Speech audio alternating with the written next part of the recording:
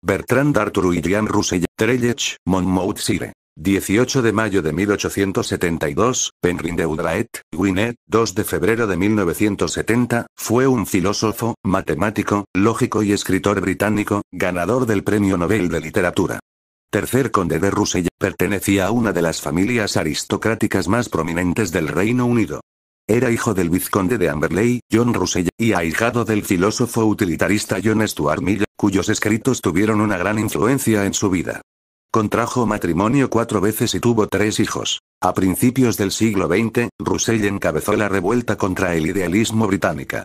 Es conocido por su influencia en la filosofía analítica junto con Gottlob Frege, su compañero G. E. Moore y su alumno Ludwig Wittgenstein y A. N. Whitehead, coautor de su obra Principia Mathematica. Apoyó la idea de una filosofía científica y propuso aplicar el análisis lógico a problemas tradicionales, como el problema mente-cuerpo o la existencia del mundo físico. Su ensayo filosófico sobre la denotación ha sido considerado un paradigma de la filosofía. Su trabajo ha tenido una influencia considerable en matemática, lógica, teoría de conjuntos, inteligencia artificial, ciencia cognitiva, informática, filosofía del lenguaje, epistemología, metafísica, ética y política. Russell fue un destacado activista social pacifista contra la guerra y defendió el antiimperialismo. A lo largo de su vida, Russell se consideraba a sí mismo liberal y socialista, aunque a veces también sugirió que su escepticismo le había llevado a sentir que nunca había sido ninguna de estas cosas, en un sentido profundo. Estuvo en prisión por su pacifismo durante la Primera Guerra Mundial.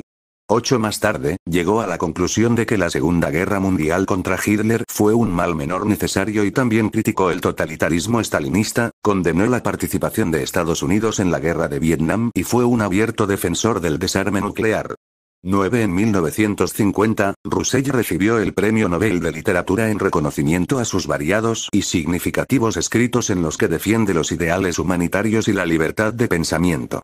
11 pensamientos del filósofo. En opinión de muchos, Bertrand Russell posiblemente haya sido el filósofo más influyente del siglo XX, al menos en los países de habla inglesa, considerado junto con Gottlob Frege como uno de los fundadores de la filosofía analítica.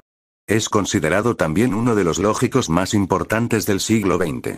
Escribió sobre una amplia gama de temas, desde los fundamentos de la matemática y la teoría de la relatividad al matrimonio, los derechos de las mujeres y el pacifismo. Asimismo polemizó sobre el control de natalidad, los derechos de las mujeres, la inmoralidad de las armas nucleares, y sobre las deficiencias en los argumentos y razones esgrimidos a favor de la existencia de Dios. En sus escritos hacía gala de un magnífico estilo literario plagado de ironías, sarcasmos y metáforas que le llevó a ganar el Premio Nobel de Literatura. Filosofía analítica. Russell es reconocido como uno de los fundadores de la filosofía analítica, de hecho, inició diversas vías de investigación. A principios del siglo XX, junto con G. E. Moore, Russell fue responsable en gran medida de la rebelión británica contra el idealismo, una filosofía influenciada en gran medida por Georg Hegel y su discípulo británico, F. H. Bradley. Esta rebelión tuvo repercusión 30 años después en Viena, en la llamada rebelión en contra de la metafísica encabezada por los positivistas lógicos. Russell estaba disgustado especialmente por la doctrina idealista de las relaciones internas, la cual mantiene que para conocer una cosa en concreto, se deben conocer antes todas sus relaciones. Russell mostró que tal postura haría del espacio, del tiempo, de la ciencia y del concepto de número algo sin sentido. Russell junto con Whitehead continuó trabajando en ese campo de la lógica. Russell y Moore se esforzaron por eliminar las suposiciones de la filosofía que encontraban absurdas e incoherentes, para llegar a ver claridad y precisión en la argumentación por el uso exacto del lenguaje y por la división de las proposiciones filosóficas en componentes más simples. Russell, en particular, vio la lógica y la ciencia como la principal herramienta del filósofo. Por tanto, a diferencia de la mayoría de los filósofos que le precedieron a él y a sus contemporáneos, Russell no creía que hubiese un método específico para la filosofía. Él creía que la principal tarea del filósofo era clarificar las proposiciones más genéricas sobre el mundo y eliminar la confusión. En particular, quería acabar con los excesos de la metafísica. Russell adoptó los métodos de Guillermo de Ockham sobre el principio de evitar la multiplicidad de entidades para un mismo uso, la navaja de Ockham, como parte central del método de análisis y el realismo. Teoría del conocimiento. La teoría del conocimiento de Russell atravesó muchas fases. Una vez que hubo desechado el neohegelianismo en su juventud, Russell se consolidó como un realista filosófico durante el resto de su vida cita requerida, creyendo que nuestras experiencias directas tienen el papel primordial en la adquisición de conocimiento. En su última etapa filosófica, Russell adoptó un tipo de monismo neutral, sosteniendo que la diferenciación entre el mundo material y el mental era, en su análisis final, arbitraria, y que ambos pueden reducirse a una esfera neutral, un punto de vista similar al sostenido por el filósofo estadounidense William James y que fue formulado por primera vez por Baruch Spinoza, muy admirado por Russell. Sin embargo, en lugar de la experiencia pura de James, Russell caracterizó la esencia de nuestros estados iniciales de percepción como eventos, una postura curiosamente parecida a la filosofía de procesos de su antiguo profesor Alfred North Whitehead. Ética. A pesar de que Russell escribió sobre numerosos temas éticos, no creía que la materia perteneciese a la filosofía, ni que lo escribiese en virtud de filósofo. En su etapa temprana, Russell estaba influenciado en gran medida por los Principia Ética de G. E. Moore. Junto con Moore, creía que los hechos morales eran objetivos, pero que solo eran conocidos a través de la intuición, y que eran simples propiedades de los objetos, no equivalentes. Por ejemplo, el placer es bueno, a los objetos naturales a los que habitualmente se les asocia, ver falacia naturalista, y que esas sencillas propiedades morales indefinibles no podían ser analizadas usando las propiedades no morales a las cuales se asociaban. Con el tiempo, sin embargo, acabó estando con su héroe filosófico, David Hume, quien creía que los términos éticos manejados con valores subjetivos no podían ser verificados de la misma manera que los hechos tangibles.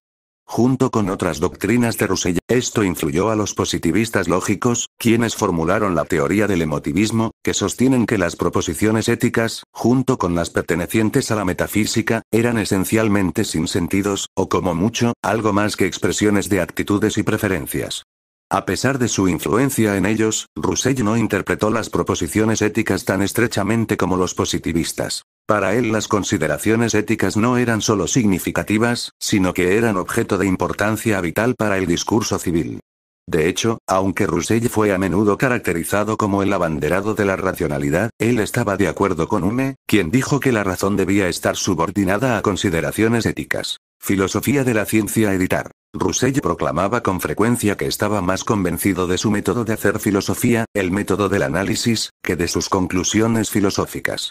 La ciencia, por supuesto, era uno de los componentes principales del análisis, junto a la lógica y la matemática. Mientras Russell era un defensor del método científico, el conocimiento derivado de la investigación empírica, que es verificada a través de pruebas repetidas, creía que la ciencia solo obtiene respuestas provisionales, y que el progreso científico se construye poco a poco, tratando de encontrar unidades orgánicas considerablemente fútiles. En efecto, sostenía lo mismo para la filosofía. Otro fundador de la filosofía moderna de la ciencia, Ernst Mach, le daba menos confianza al método, por sí mismo, pues creía que cualquier método que producía resultados predecibles era satisfactorio y que el rol principal del científico era hacer predicciones exitosas. Mientras que Russell sin dudarlo estaría de acuerdo con esto como un asunto práctico, creía que el objetivo fundamental de la ciencia y la filosofía era comprender la realidad, y no simplemente hacer predicciones. El hecho que Russell hizo de la ciencia una parte central de su método y filosofía, fue instrumental en hacer de la filosofía de la ciencia una rama completa y separada en la filosofía, y un área en que filósofos subsiguientes se especializaron. Mucho del pensamiento de Russell acerca de la ciencia se expone en su libro de 1914, Our Knowledge of the External World as a Field for Scientific Method in Philosophy, nuestro conocimiento del mundo exterior. Entre las diversas escuelas que fueron influenciadas por Russell estuvieron los positivistas lógicos, particularmente Rudolf Carnap, quien mantenía que la característica distintiva de las proposiciones científicas era su verificabilidad.